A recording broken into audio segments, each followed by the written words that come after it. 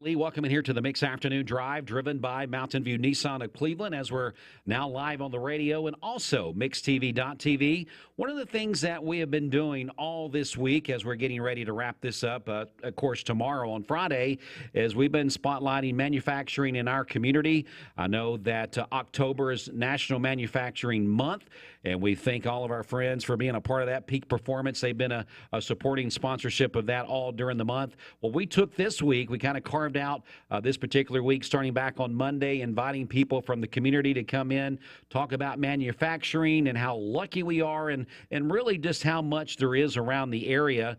And we've maybe save the best for last, because this is going to be the last one for today, and maybe be the last one we do, because we'll be out of our studio a lot tomorrow. We've got Lisa Mantooth here with us from Wacker. She's going to be talking to us about what's going on at Wacker, community relations specialist and also communications coordinator. Did I get everything in there? Is that right? Sure. I mean, Yes. It sounds like you got lots of titles, Lisa. I have too many titles. Too many titles, and just not enough time to get them all done, right? Absolutely. Well, we just want to start out of the gate. You were part of our news yesterday. Congratulations on the award that you received there. For people that may not fully understand what's going on, I know you don't like to talk about yourself. I said that when you first came in, but I mentioned to you I was going to kind of bring this up. So tell us a little bit about the award that you did receive. So I'm an honoree for Women Breaking the Mold, and it's through Rubber and Plastic News. Of course, Wacker is a chemical company, and we do produce rubber components as well as silicone products, and so we kind of fit into that particular mold, for lack of a better like word. a better word, I like it. So I was honored for my efforts, basically connecting Wacker with the community, our team members with volunteer opportunities, STEM opportunities, and so I appreciate it. Everybody always says, I appreciate being nominated, but the fact that I was recognized for the fact that that's a huge focus of my job. Sure. Is to really get our people, our team members out in the community, whether it's in the school system. We had Yates Primary at the plant on Monday. We're best partners with them. We had all their faculty with us on Monday, or at Meigs County High School or McMinn County High School, or even last Saturday we were at the Household Hazardous Waste Day volunteering. Right.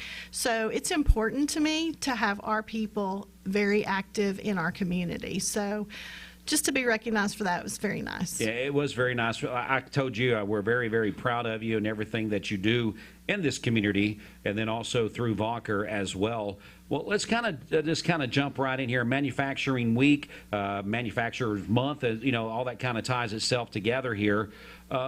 Give us the latest. What's going on at Wacker? Can you kind of give us a little peek inside the window there? Sure. I mean, we are still producing polysilicon. For people who don't know, polysilicon is the most important component, in my opinion, in semiconductor chips. You may or may not know that 1/4 of the world's semiconductor chips have Charleston-made polysilicon as the raw material in them. So when you think of it in that manner, Charleston is very important. When you add the fact that our Burghausen site, which is where Wacker started, also produces 1/4 of the world's polysilicon for semiconductor chips, half of the world's semiconductor chips, the world, not Tennessee, not the United States, the world's are Wacker. So we have a very, very interesting process to produce our polysilicon and to make it as hyper pure as possible. It can't just be, the quality level has to be very, very, very strict and very, very high. Otherwise, our customers wouldn't want to use our polysilicon for semiconductors, because you wouldn't want them to have a semiconductor chip that fails pretty quickly. Absolutely. So they have to really rely on us. And so that's a big thing that we're doing. And of course, then we also produce HDK, which is the registered trademark for fumed silica, and that's in products that you use all day, every day. And we're very hopeful that soon, right now we're in the engineering process of trying to determine what might go there in the future, but hopefully soon we'll start building a new plant for a new silicone product, which we're very hopeful that will will happen soon. It's been announced, but we're it takes a while for things. It takes a while for things to get, decided for the design and where it's going to go. Most people don't realize we have 550 acres, and we only have structures on about 300 acres. So the idea behind Wacker's site in Charleston, Tennessee is that it will become a full-on industrial park with multiple different plants.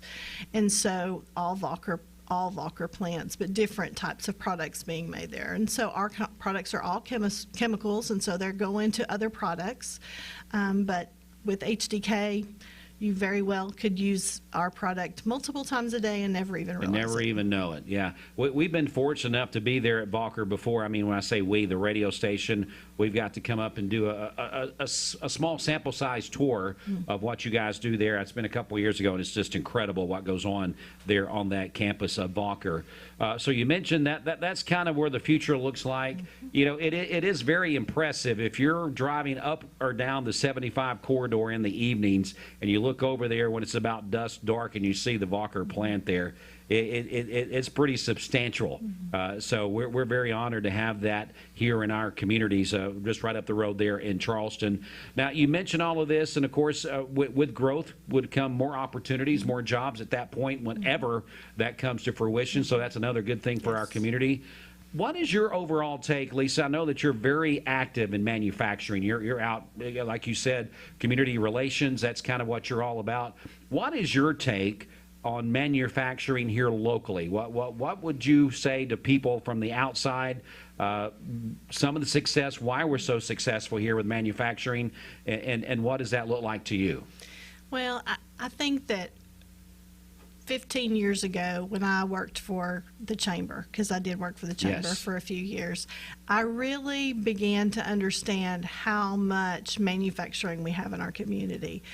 Mars is fabulous. We love Mars Wrigley. Everybody loves Mars. Everybody loves Coca-Cola. Everybody loves Whirlpool. But there's so much more than people realize. And so those opportunities for jobs here in our community at any number of these manufacturing facilities and where it can take you, I think is something that people don't realize. And manufacturing isn't what it was when I was growing up. Sure.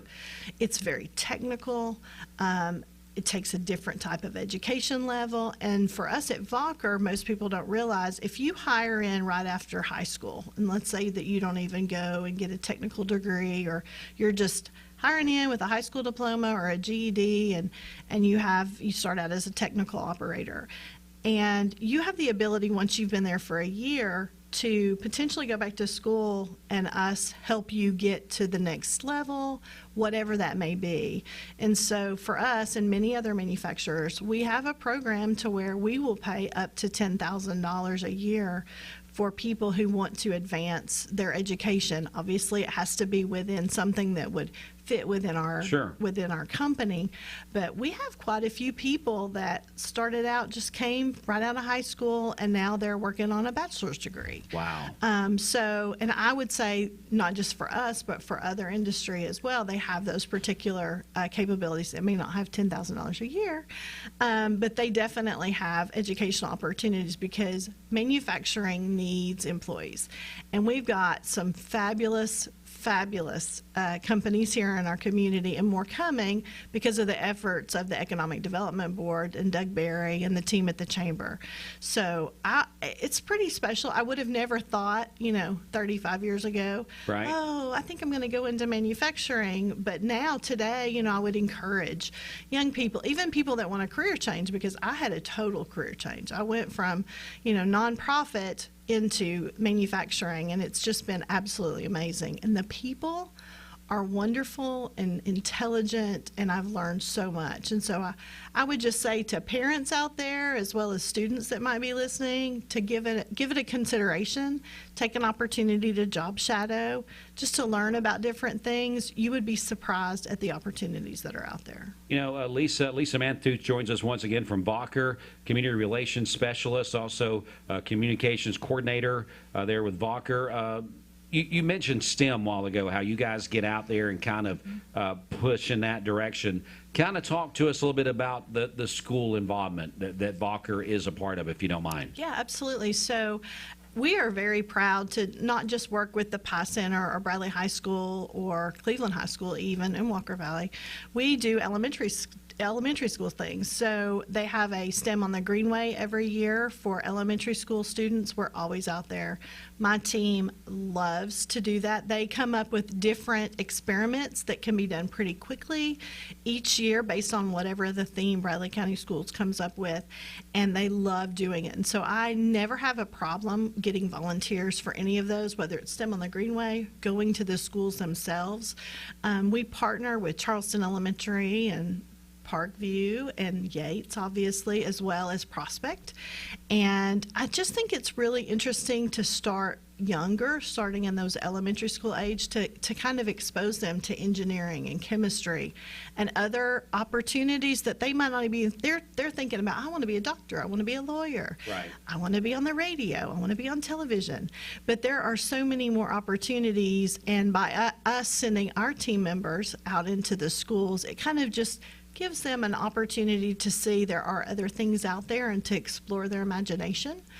So that's something that we do. This week, obviously, we're working with Bradley High School, Chemistry 1 students as well as manufacturing process students for Manufacturing and Education Month. And so we actually have those students coming to the plant next week, as well as everybody else that's been on the radio this week. We all have these students coming to our plants. They're going to be presenting. Our students that are coming to our plant are going to learn a little bit more about Wacker.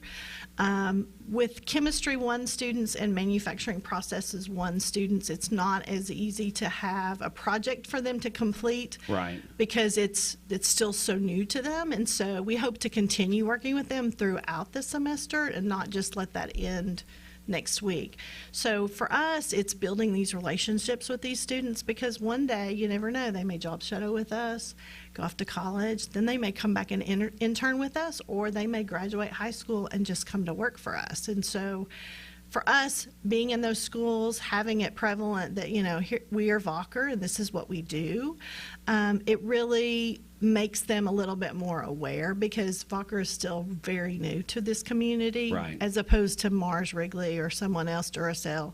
So it's an educational opportunity for us, not just talking about chemistry or science or STEM technology, but who are we and what do we do? And we're a big family. I know a lot of companies say that, but it feels like a family.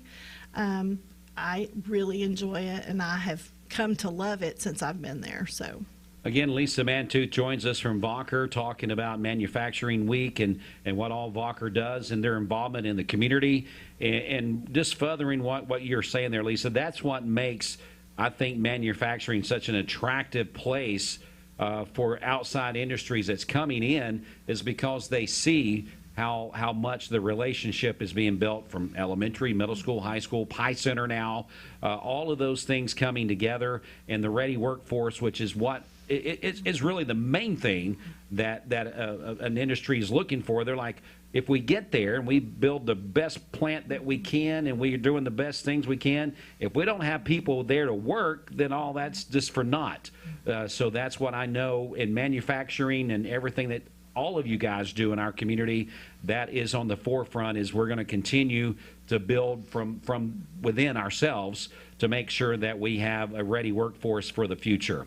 If people want more information about Wacker, opportunities, whether it's you guys being involved in community type events or maybe some other opportunities, that's kind of some things you touched on, what's the best way for them to reach out probably to you to say, hey, we want more details. We want you to come talk to us about it. Absolutely. So I'm happy to be a connector, and so people are welcome to call me. My office number, which rings to my cell, is 423-780-8201, and that does go right to my cell phone if I'm not sitting at my desk, because I'm out and about. Today I've been at Cleveland State. I'm here. I've been several other places. So it's the best way to reach me. Email is also fine. It's just lisa.mantooth, Mantooth,